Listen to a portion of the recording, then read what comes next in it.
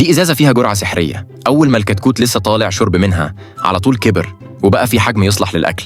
القط خد الكتكوت وحطه على السفرة، لكن في اللحظة اللي كان بيرش عليه توابل وجهز نفسه عشان ياكله، الكتكوت فجأة كبر وبقى قد جبل. القط اتخض جدا وجري مرعوب. الكتكوت في الأول كان متلخبط لحد ما بص على جسمه وفهم إنه بقى ضخم. هنا جات له فكرة الانتقام وهجم على القط العجوز، مسكه من رجله ورماه.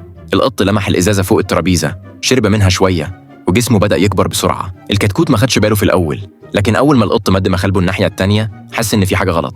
الكتكوت جري والقط رمى الإزازة من الشباك وهو بيجري وراه. بس المصيبة إن الإزازة وقعت في باق كلب أسود كبير. وأثناء المطاردة الكتكوت فجأة وقف والقط استغرب. الكتكوت أشار جنبه وطلع إن في كلب عملاق قد البيت واقف قدامه. القط اتخض ولف بسرعة يجري في الاتجاه التاني. الكلب الكبير رمى الإزازة على جنب وبدأ يطارد القط. في اللحظة دي فار خد الإزازة وشرب الباقي كله، فاكبر وبقى أطول من العمارة. الكلب العملاق اتخض لدرجة إنه واقع على رجله وجري. الفار الضخم حب يبقى صاحب للقط وقدم له المشروب، لكن القط أول ما شاف فار بالحجم ده عقله جاله فكرة تانية. دي مش صداقة، دي وجبة ضخمة. وفي وسط المطاردة العشوائية الكل بدأ يتخانق على المشروب وكل واحد يشرب أكتر من التاني. وفي الآخر